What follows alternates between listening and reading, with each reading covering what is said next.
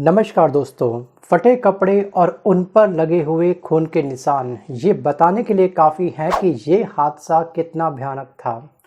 Emergency ward में हर तरफ मौत का शोर तांडव मचा रहा था। जिस बेड पर निगाहें जा रही थी उस बेड पर सफ़ेद, जी हाँ, कफन में लाशों को पैक किया जा रहा था। और हॉस्पिटल के बाहर अपनों की लाशों को निकलता देख, जी हाँ, आम जनता की चीखें रात के सन्नाटे को तोड़ रही थी। और मौत के इस मातम के बीच में कोई बेसुध महिलाओं को संभाल रहा था तो कोई बिलख रहे बच्चों को समझा रहा था। सो गाइस, ये नज़ारा था एलएनजेपी के हॉस्पिटल के अंदर का, जहां पर नई दिल्ली रेलवे स्टेशन पर हुई भगदड़ में मरने वालों और घायलों को इलाज के लिए लाया गया था। जी हाँ, इस घटना की शुरुआत होती है रात 8 बजे के आसपास बीते कल के दिन। स्टेशन पर अचानक भीड़ बढ़ने लगी। जी हाँ, और रेलवे डिपार्टमेंट को सीसीटीवी कैमरों में, जी हाँ, ये तमाम घटनाएं होती हुई नज़र आ रही थी। लेकिन रेलवे प्रशासन ने, जी हाँ, इस घटना के आगे अपनी एक पट्टी बांध रखी थी शायद। 8:30 बजे प्लेटफॉर्म नंबर 14 और 15 पर भीड़ बेकाबू हो गई। क्यों? क्योंकि आगे से ट्रेन लेट चल रही थी। और दोस्तों, ये ट्रेन रवाना हो रही थी महाकुंभ के लिए। लगातार महाकुंभ जाने वालों की दोस्तों संख्या जो है बढ़ रही है और प्लेटफॉर्म पर भी इसका दबाव लगातार बन रहा था।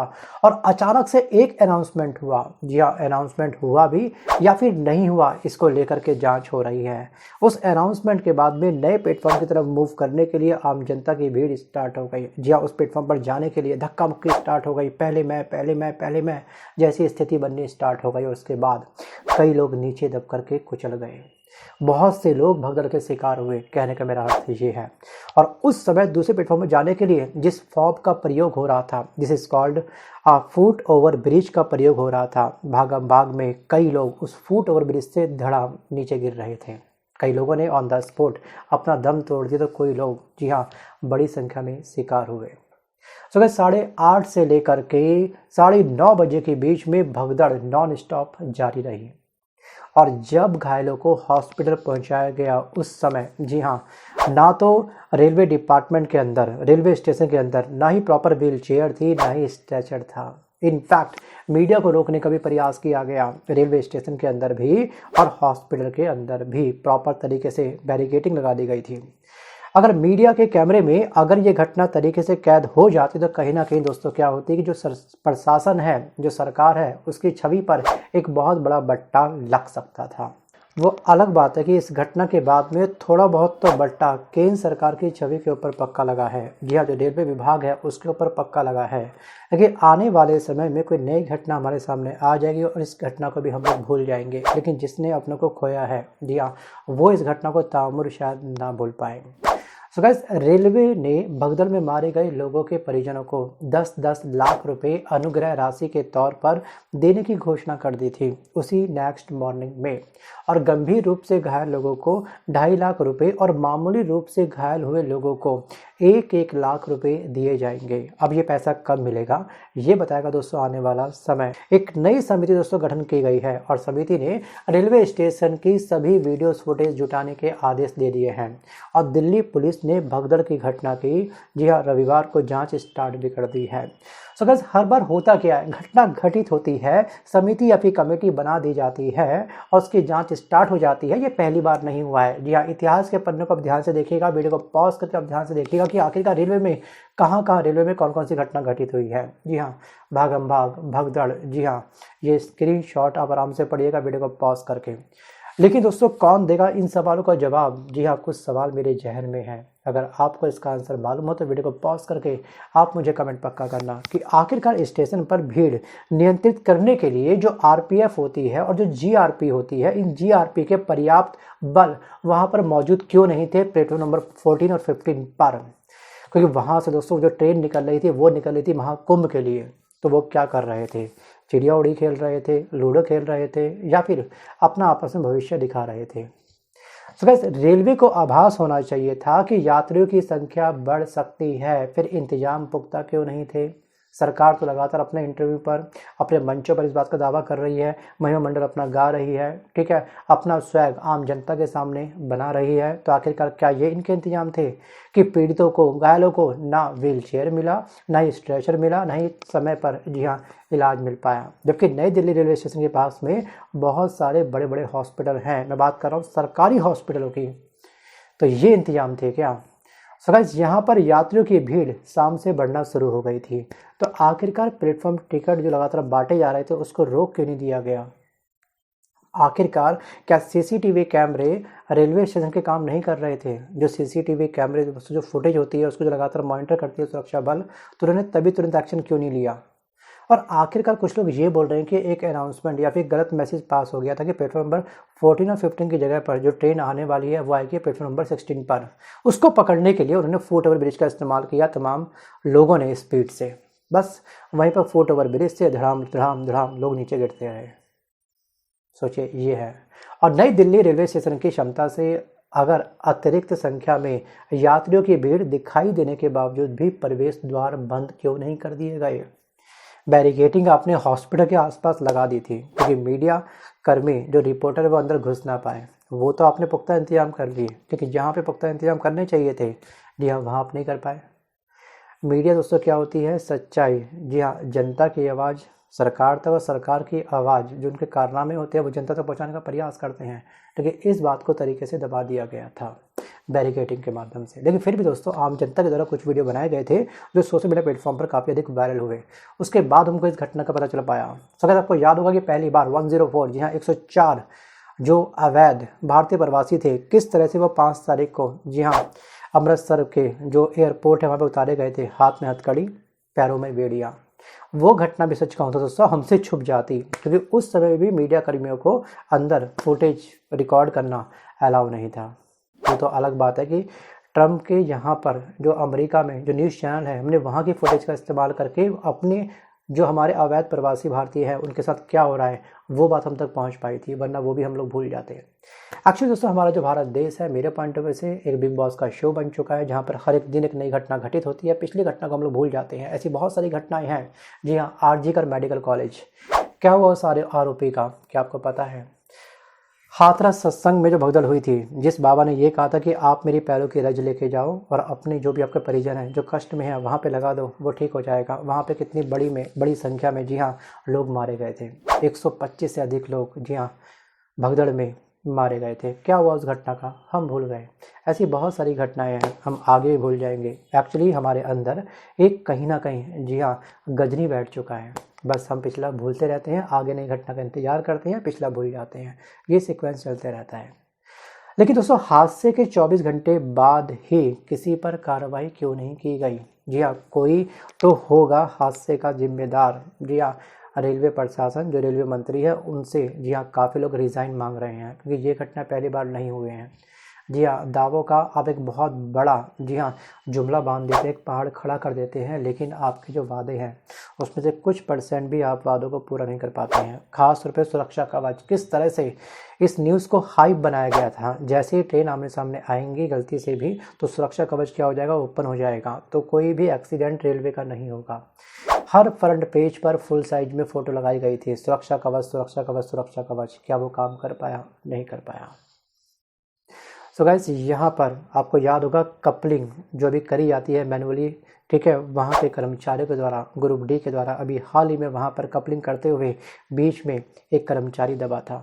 आई थिंक सो आपको नाम याद आ गया। वीडियो को पॉज करके आप उसका नाम, वो घटना कहाँ पे घटित हुई थी मुझे पॉज करके, ठीक है ना, वीडियो को पॉज करके कमेंट जरूर करिएगा। उससे संबंधित मैंने एक वीडियो बनाया था, उसकी मौत का जिम्मेदार आखिर का कौन था, उस घटना को हम लोग भूल गए हैं।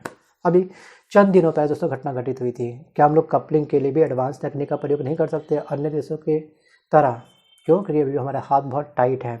जहाँ पर पैसा खर्च करना चाहिए वहाँ पे पैसा खर्च नहीं करते हैं। दोस्तों वैसे तो मैं 26 जनवरी से भरा बैठा पड़ा हूँ। जी हाँ, 26 जनवरी को जिस समय कुंभ में भगदड़ हुई थी, जिसमें 30 से अधिक लोग उस भगदड़ में मारे गए थे, वास्तविक आंकड़ा कुछ और ही था। कुछ आंकड़ा सरकार के द्वारा, जी हाँ प्रशासन के द्वारा हमसे छुपाया गया था। जी हाँ, आपको ये भी याद होगा कि उसके बाद धर्म के ठेकेदारों ने क्या कहा था कि इस पवित्र भूमि पर उन सबकी मृत्यु हुई है तो उनको मोक्ष पक्का प्राप्त होगा। जी हाँ, ये कहा था धीरेन्द्र शास्त्री जी ने कि उनको मोक्ष मिल गया। मैं दोस्तों आप सबसे पूछता हूँ कि यहाँ पर जिसका कोई अपना खोता है ना, दर्द केवल उसी को होता है। दूर का व्यक्ति टीका टिप्पणी करके जो प्रशासन है उसको बचाने का प्रयास कर रहा है। जी हाँ, बट आपको क्या लगता है? वीडियो को पॉज करके आप मुझे कमेंट करना कि क्या उनको मोक्ष की प्राप्ति होगी। जी हाँ, क्या वास्तविक रूप से दोस्तों मन चंगा तो कटौती में गंगा, ये कहा जाता था? क्या आप इस पे बिलीव करते हो, या फिर आप दोस्तों बिलीव करते हो कि मौकों कहाँ ढूंढे रे बंदे, मैं तो तेरे पास में, ना में मंदिर ना में मस्जिद ना कावे कैलाश में? क्या आप इस पे बिलीव करते हो? आप किस तरह के विचारधारा के इंसान हैं? वीडियो को पॉज करके आप मुझे कमेंट जरूर करना। सो गाइस, वापस आता हूँ टॉपिक की तरफ। आज का हमारा मुद्दा है रेलवे स्टेशन पर हुई भगदड़ का। सो गाइस, शनिवार यानी कि बीते परसों नई दिल्ली रेलवे स्टेशन पर हुई भगदड़ में 18 लोगों की मौत हुई थी। ये संख्या दोस्तों, ये आंकड़ा सच कहूँ तो बहुत ज़्यादा अधिक है। जी हाँ, 18 के बाद अब ये आंकड़ा 25 के आसपास पहुंच चुका है। जो घायल हुए थे, जिनकी बॉडी घायल रूप में वहाँ पहुंची थी, कुछ लोगों ने वहाँ पर भी दम तोड़ा था। और सभी का पोस्टमार्टम रविवार यानी कि बीते कल के दिन कर दिया गया। जी हाँ, 10 मृतकों का पोस्टमार्टम हुआ है LNJP में, और 5 का हुआ है RML में, और 3 का हुआ है लेडी हार्डिंग हॉस्पिटल में। सो गाइस, RML हॉस्पिटल प्रशासन ने ये बताया है कि जिन 5 व्यक्तियों का उनके स्थान पर पोस्टमार्टम किया गया है, ठीक है, वहाँ पर सभी में जो मौत हुई है, उस मौत की जो वजह है दोस्तों, वो है आपका ट्रॉमेटिक एक्सपेक्सिया। और लेडी हार्डिंग जो हॉस्पिटल है, फॉरेंसिक एक्सपर्ट जो डॉक्टर हैं, वहाँ के डॉक्टर, आई थिंक मैंने इंटरव्यू उनका पढ़ा था, उनका नाम है दोस्तों अरविंद कुमार। जी हाँ, अरविंद कुमार ने ये बताया है कि यहाँ पर व्यक्ति की मौत, जी हाँ, ट्रॉमेटिक एक्सपेक्सिया की वजह से हुई है। तो इसका मतलब दोस्तों ये होता है कि मरीज के सीने या शरीर पर किसी भारी वस्तु या बहुत अधिक दबाव की वजह से सांस रुक जाती है। जी हाँ, हमारा जो ऑक्सीजन बॉक्स है वो क्या है? हमारे फेफड़े, राइट। और फेफड़ों में प्रॉपर ऑक्सीजन तब पहुंचेगी जब उसमें स्पेस होगा। जैसे कि बैलून को अगर मैं दबा करके रखूं, जी हाँ, और बोलूं कि उसमें आप लोग फूंक मारो, क्या वो बैलून फूलेगा? नहीं फूलेगा। वैसे हमारे फेफड़े होते हैं। या फिर मैं आपसे बोलूं कि उस बैलून में आप पानी भरो, जैसे आप लोग होली में गुब्बारे भरते होंगे पानी वाले, तो वो पानी उसमें नहीं भरा जाएगा। तो वैसे हमारे लंग्स भी होते हैं। लंग्स में ऑक्सीजन भरने का प्रॉपर स्पेस होना चाहिए। अगर हमने उसी को दबा करके रखा है, किसी ने हमारे सीने पर पैर रखा हुआ, लगातार पैर रखते जा रहा है, तो हमारी बॉडी में प्रॉपर ऑक्सीजन नहीं पहुंच पा रही है। तो ऑक्सीजन की कमी के कारण इंस्टेंट जो मौत होती है, this is called traumatic asphyxia. तो इसी के द्वारा इनकी क्या हुई है? मौत हुई है। और अगर आप दोस्तों पोस्टमार्टम रिपोर्ट इनकी देखते हो या फिर डेथ का रीज़न आप देखते हो, तो उसमें रिपोर्ट में यही चीज़ लिखी जाती है, ट्रॉमेटिक, ठीक है, एस्पेक्सिया, यानी कि छाती के दबने की वजह से सांस रुक जाती है और मरीज की जान चली जाती है। अब इन्होंने ये भी कहा, मतलब अरविंद जी ने ये कहा कि इस तरह की भगदड़ में 3 से 5 मिनट तक अगर किसी की सांस रुक जाए तो उसकी मौत हो जाती है। डॉक्टर ने यह भी कहा कि जब भी इस तरह की घटना कभी भी घटित होती है तो इंसान को सीधे या फिर उल्टा ना लेट करके साइड के बल लेटना चाहिए, क्योंकि लगातार जो पैर पड़ेंगे आपके ऊपर भगदड़ में, या तो आपके कंधे पर सारे उनके वजन जाएगा पूरे उनकी बॉडी का, ठीक है, क्योंकि वो आपको कुचलते हुए आगे बढ़ेंगे ना, ठीक है। वहाँ पे ये लोग इंसानियत नहीं दिखाएंगे कि आपको 2 हाथ बढ़ा करके उठाने का प्रयास करें। इंसान के अंदर इंसानियत ना हो, बस आप लोग कुंभ की तरफ चलते रहो, बस वहाँ पे आप लोग अपने पापों को धोते रहो, वहाँ आप लोग मोक्ष प्राप्त करने के लिए बस पहले पहले पहले पहले एक कंपटीशन की दौड़ में भागते रहो। इंसान के अंदर इंसानियत है तो भगवान अपने आप खुश होते हैं। फिर ऊपर दोस्तों जो चित्रगुप्त बैठे हैं ना, हमारे चित्रगुप्त केवल कर्मों का हिसाब रखते हैं। आपने कहाँ पे कितनी डुबकी लगाई, कितनी आपने माला जाप करा, इससे ज़्यादा अधिक फर्क नहीं पड़ता, ये मेरा मानना है। अगर आपने वेदों को या फिर उपनिषद को तरीके से ध्यान से पढ़ा होगा तो उसमें इस तरह की घटनाओं का जिक्र बहुत ही कम करा जाता है। केवल अच्छा कर्म करो, भगवान अपने आप खुश हो जाएगा, स्वर्ग मिलना है नर्क मिलना है वो बात की बात देखी जाएगी, लेकिन सही इंसान बन जाओ। लेकिन लोग अपने इंसानियत को कुचल करके या अपने पैरों तले किसी इंसान को मौत के घाट उतार रहे हैं। मैं साफ साफ यही बोलूँगा। तो हमेशा ध्यान रखना कि कोई भी अगर व्यक्ति इस तरह की भीड़ भाड़ वाले स्थान पर जा रहा है तो उसको पहले ही समझा दीजिएगा कि अगर कभी भी भगदड़ होती है, क्योंकि भगदड़ जी हाँ ऐसे स्थानों पर होने की संभावना बहुत अधिक होती है। एक लंबी चौड़ी फेरिस्त और लिस्ट में आपको दिखा रहा हूँ कि कहाँ पे कौन सी भगदड़ हुई थी। वीडियो को पॉज करके आप इसको पढ़ लीजिएगा। तो हमेशा आपको ना तो पेट के बल लेटना है खुद को बचाने के लिए, ना ही इस तरह से लेटना है। आपको सिंपल साइड लेटना है कि लगातार जो पैरों का दबाव आएगा, पूरी बॉडी, किसी का वेट 90 किलो, किसी का वेट 100 किलो है, जो आपके ऊपर लगातार आपको कुचल रहे हैं, लगातार आपके ऊपर वेट बढ़ सकता है। कभी कभी 2 पैर अलग अलग इंसान के एक साथ आपके सपोर्ट लेने के लिए आपको क्रॉस कर सकते हैं।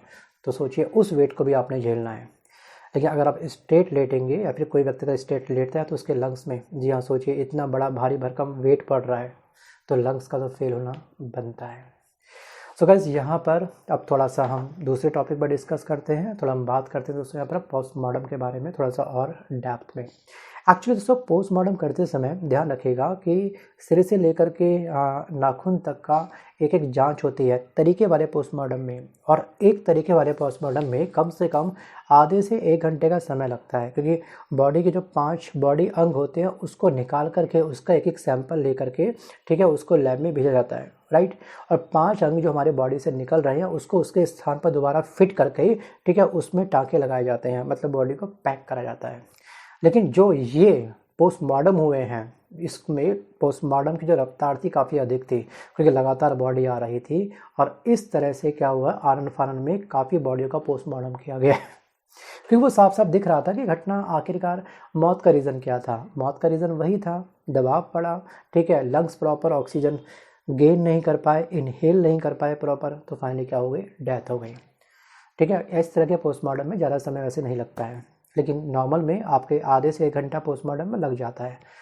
सो गाइस, लेकिन ये भी आपको ध्यान रखना है कि जब भी आपने कभी देखा होगा कि मॉर्चरी से जो बॉडी निकलती है, जो उनके ऊपर सफ़ेद कपड़ा लपेटा होता है, एक फॉर्मेलिटी रूपी वो कपड़ा होता है, इतना पतला जालीनुमा कपड़ा होता है कि आप उस पर 2 बार खट खट तेज से फिंगर मारेंगे ना, कपड़े को आप टाइट करिएगा, खट खट 2 बार मारना, वो फट जाएगा। ये होता है कपड़ा।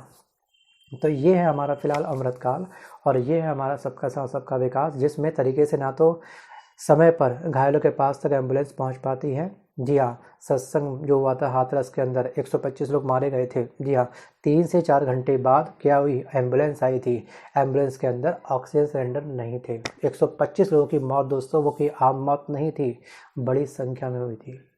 सोचिए, समय पर ना तो वेंटिलेटर मिल पाता है, ना ही व्हील चेयर मिल पाती है, ना ही दोस्तों स्ट्रेचर मिल पाता है आम जनता को। तो आखिरकार आम जनता की जो मौत है उसकी जो कॉस्ट है केवल मात्र कितनी है, 10 लाख, 2.5 लाख, 1 लाख। तो फ्रेंड, आज के इस वीडियो में बस केवल इतना ही।